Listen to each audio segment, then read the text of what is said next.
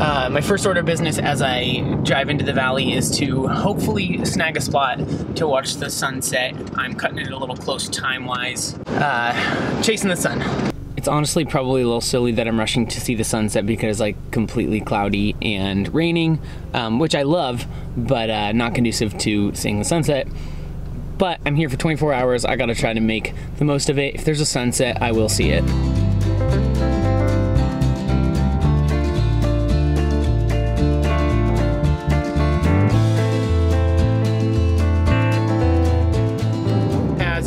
I just passed through the kiosk, so I'm officially inside the national park. No snow on the ground, so I'm stoked about not having to put on chains. And we're still chasing the sunset.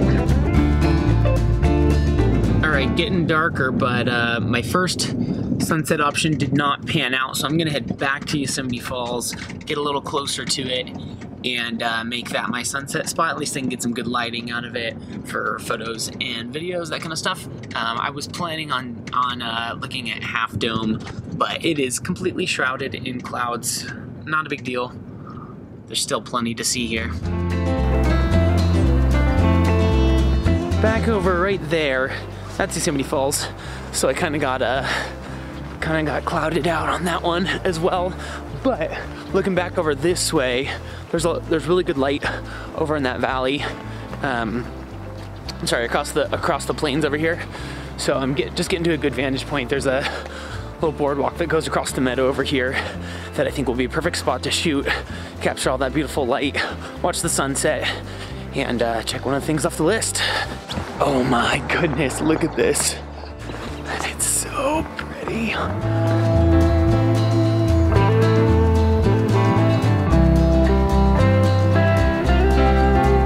So, disclaimer, this is not the spot that I would have chosen to watch the sunset, and it's turned out beautiful. I was kind of debating whether I wanted to go up to Tunnel View, see Half Dome from there, or find a spot along the Merced where I could see Half Dome. I can't see Half Dome at all, so I'm a bit of an opportunist, taking what I can get, and I'm actually looking over here down the valley at some of, what are those things called?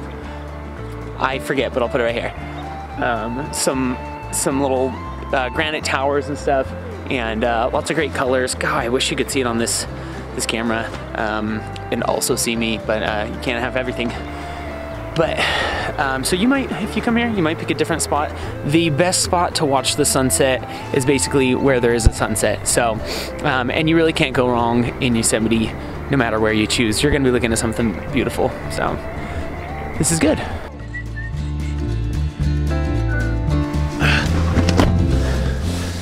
Okay, back in the car. Got the first thing on my my agenda for my 24 hours in Yosemite. I've got it checked off the list. Now on to a little bit of housekeeping, so to speak. My car is just a mess, and I will be sleeping in it tonight. So I do need to do a little tidying, and I need to get some food, and I'll probably get a drink. Those aren't on my official list, but you know, they are things that need to be done. So, all right, we are officially on to artificial light here. No more daylight out the window. I am probably gonna leave my car where it is for the night. I'm gonna clean up and get some food, and probably won't document that much. Maybe I'll bring my GoPro along so I can just do some stealthy little sneaker videos.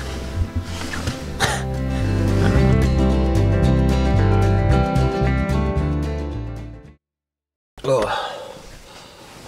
All right, so I just woke up. Kind of got my car ready, took down all my window shades. It's like 17 degrees outside, so it's chilly. I did not want to get out of my sleeping bag, but here I am, ready to go. I am about to hit the road and head up to Tunnel View for the second thing on my list of things to do with 24 hours in Yosemite, which is see a sunrise, much like the last one. So we're gonna head up there now. We as in me, there's nobody with me.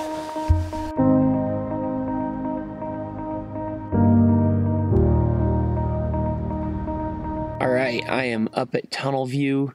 Want to do a little talking before I get out of my car so I don't have to bother anybody with my talking, but Tunnel View is one of the more popular views of Yosemite Valley, especially for sunrise, and for good reason. You get to see El Capitan, you can see Half Dome, and you can see Bridalveil Falls, and then just this big commanding view over the entire valley. And so there's often like a couple dozen photographers lined up here along the wall looking out at tunnel view. There's only a few this morning. It's because it's cold, it's winter, it's the off season. But if you come here during the summer, you're going to be fighting for space with other photographers, even at sunrise. But so I'm going to get out, take some pictures, enjoy the sunrise, and then head on to the next stuff.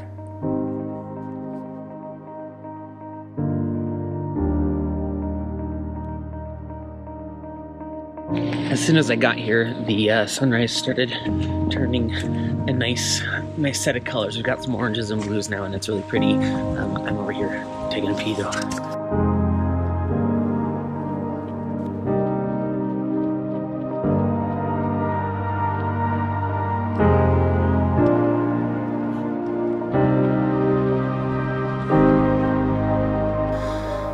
All right, what a sunrise. That was cold, but really amazing. I am very close to my third thing to do on the list, which is see Bridalveil Falls. Bridalveil Falls is great because, oh man, I'm fogging up here, aren't I? Sorry. Bridalveil Falls is great because it's super accessible. You've got like a quarter-mile walk up to the viewpoint for Bridalveil Falls. So I'm going to do that as the third thing on my list of things to do in 24 hours in Yosemite.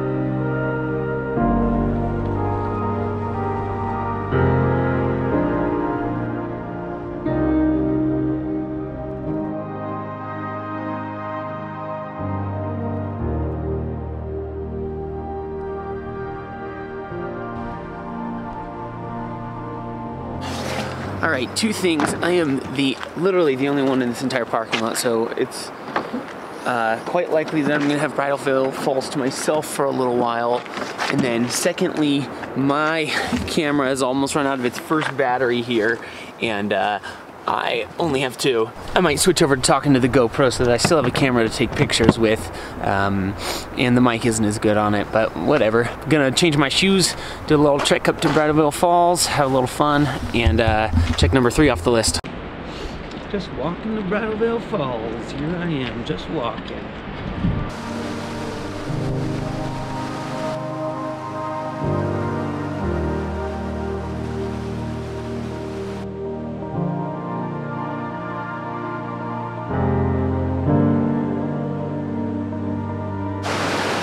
It is wet and loud and cold, but I've got the place to myself.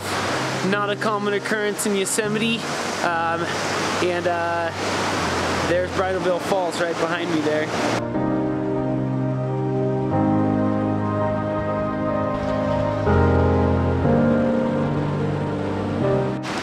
All right, heading back. I can check number 3 off the list now.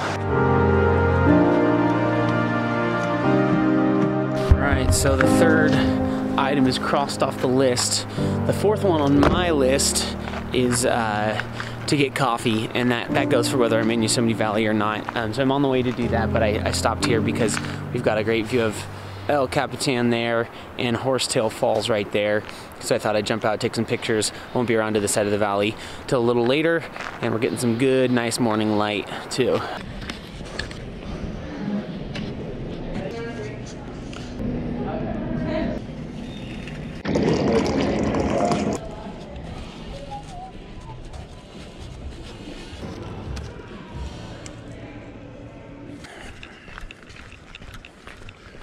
All right, on to the fourth item on my list of things to do with 24 hours in Yosemite.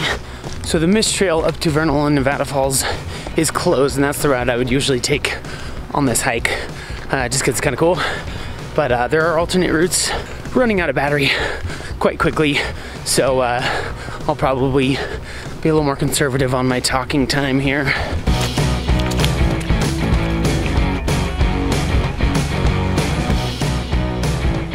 Alright, so if you look right up there, you can see a little handrail. I have another video in my channel that explains how to get to that. The video is called Yosemite Secret Trail. It's not a trail that's maintained. It is open, but it's not maintained. So a lot of people don't know about it. It's not marked at all. But if you want to see more about that, check out that video. It's a particularly cool spot to be in Yosemite because you can see 4 of the major waterfalls in Yosemite Valley, including Vernal, Nevada, Lillooet, and then back this way, Yosemite Falls. So I think you should check out the video. I think it's a cool one.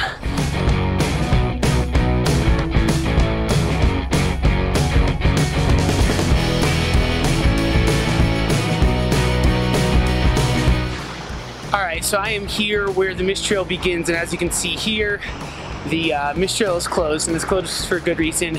This time of year, it is prone to having rock slides and ice falling and even avalanches when there's a little more snow. And so it's closed for a good reason. Please respect those rules. There was a young woman who neglected to follow this sign this year, went up that trail. This was just like a month ago, and there was a rock slide that killed her. So those signs are there for a reason. Please respect them. This trail, however, is open. This is John Muir Trail. Goes up to the top of Vernal Fall, so we're taking that.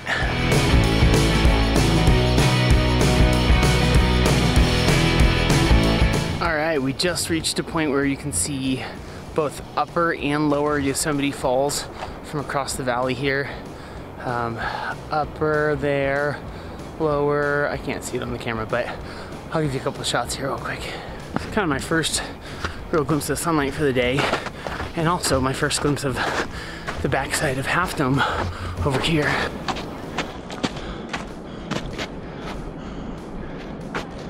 Mom's not gonna like that one. Alright, so I started hiking about 9:30. Gave myself a loose 10:45 turnaround time. It is about that time right now. I'm kind of between Vernal and Nevada. I've got to descend to get to the top of Vernal. I'm gonna go a little bit further and see how treacherous it is. If there's a lot of snow, it kind of takes a little bit longer. So I'm gonna scope it out, see if I can make it, but I might turn around before I get to the top of it. I got this great overlook here where you can see the waterfall and everything, and I've passed up my time too much, and I stopped to take a lot of pictures and photos.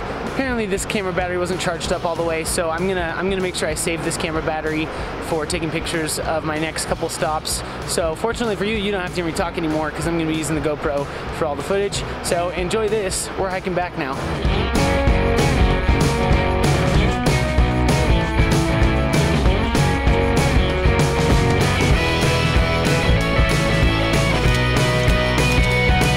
Alright, so the plan was to get back about 11:45. It is approaching 12:15 here now.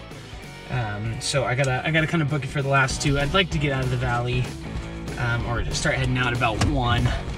So I gotta push it on these last two things. Next on the list is going to lower Yosemite Falls.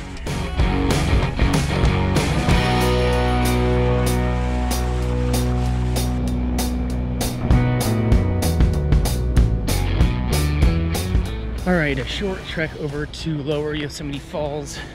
It is like a quarter mile. You could spend all day at the bottom. There's plenty of rocks to picnic on and lots of space. It's usually a pretty crowded hike because it's so easy, but the views are amazing. So here we are.